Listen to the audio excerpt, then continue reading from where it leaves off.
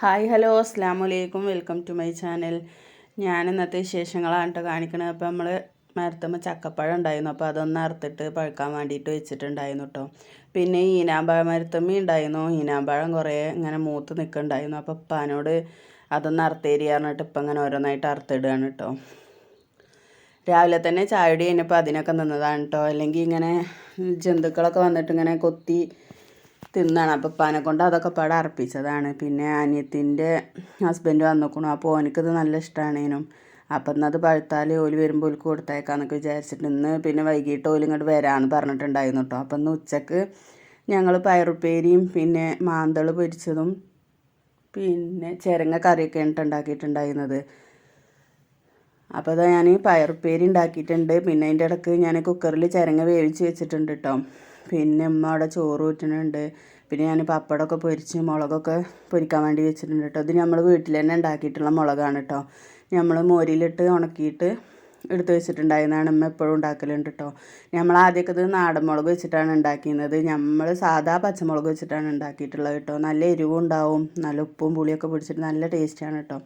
പിന്നെ പപ്പടമൊക്കെ പൊരിച്ച് മുളകും പൊരിച്ചിൽ കഴിഞ്ഞിട്ട് പിന്നെ ഞാനിതാ മീൻ പൊരിക്കാൻ വേണ്ടിയിട്ട് ചട്ടി വെച്ചിട്ടുണ്ട് കേട്ടോ.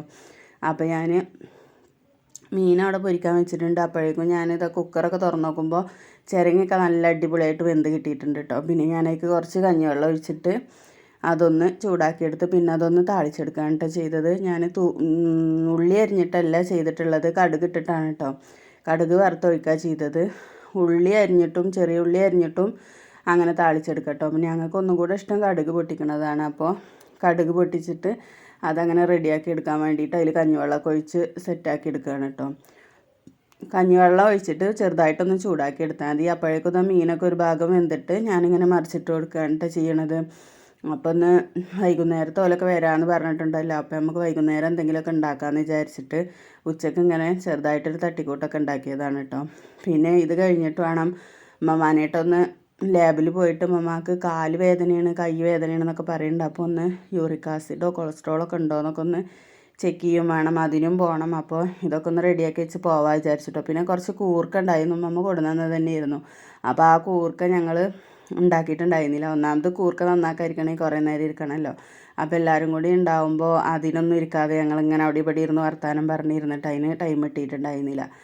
അപ്പോൾ അതും കൂടെ ഒന്ന് നന്നാക്കി എടുക്കുന്നുണ്ട്. പിന്നെ അതാ മീൻ പൊരിച്ചതും ചിരങ്ങ താളിപ്പും പപ്പടം പൊരിച്ചതും മുളക് പൊരിച്ചതും പയറുപ്പേരിയൊക്കെയാണ് കേട്ടോ ഉണ്ടായിട്ടുണ്ടായിരുന്നത്. പിന്നെ ഇത് ചെറുപയറിട്ട് കഞ്ഞി വെച്ചാണ് കേട്ടോ. ചെറിയ മോനിക്ക് അത് വേണമെന്ന് പറഞ്ഞപ്പോൾ അപ്പോൾ അതൊക്കെ സെറ്റാക്കി വെച്ചിട്ട് പിന്നെ ഞാനും മമ്മിയും കൂടെ ഇരുന്നിട്ട് കൂർക്കൊക്കെ നന്നാക്കി എടുക്കുകയാണ് കേട്ടോ. ഇത് നന്നാക്കി വെച്ചിട്ട് വേണം ഞങ്ങൾക്ക് പോവാൻ വേണ്ടിയിട്ട് ലാബിൽ പോയിട്ട് അത് ടെസ്റ്റ് ചെയ്ത് വന്നിട്ട് പിന്നെ രാത്രിക്കുള്ള ഫുഡും ഉണ്ടാക്കണം കേട്ടോ. രാത്രിക്ക് ഞങ്ങൾ ബീഫ് കൊടുന്ന് വെച്ചിട്ടുണ്ട്, ചിക്കനൊക്കെ കൊടുന്ന് വെച്ചിട്ടുണ്ട്. അപ്പോൾ ബീഫ് കൊണ്ട് ബിരിയാണി ഉണ്ടാക്കുക, ചിക്കൻ ഫ്രൈഡ് റൈസും പിന്നെ ചിക്കൻ കടായും കൂടിയാണ് കേട്ടോ ഉണ്ടാക്കിയിട്ടുണ്ടായിരുന്നത്. പിന്നെ ഞാൻ അതൊക്കെ ഉണ്ടാക്കുന്നതിന് മുമ്പ് തന്നെ ഓരൊക്കെ വന്നിട്ടുണ്ടായിരുന്നു കേട്ടോ. പിന്നെ എല്ലാവരും കൂടി ആയിട്ട് അങ്ങനെ ഓരോക്കെ ഇരുന്ന് വർത്താനം പറഞ്ഞപ്പോൾ പിന്നെ ഞാനും അനിയത്തിയൊക്കെ പാടെ ചിക്കൻ കടായൊക്കെ റെഡിയാക്കി വെച്ചു. അപ്പോൾ ഞങ്ങൾ ചോറൊക്കെ റെഡി ആയിട്ടുണ്ടായിരുന്നു, ബിരിയാണിയും ഫ്രൈഡ് റൈസൊക്കെ.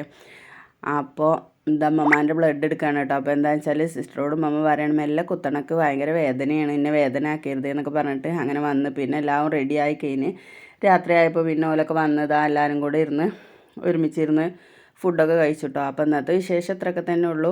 വീഡിയോ ഇഷ്ടമായി ലൈക്ക് ചെയ്യാനും ഷെയർ ചെയ്യാനും കമൻറ്റ് ചെയ്യാനും സബ്സ്ക്രൈബ് ചെയ്യാനൊന്നും മറക്കരുത് കേട്ടോ. താങ്ക്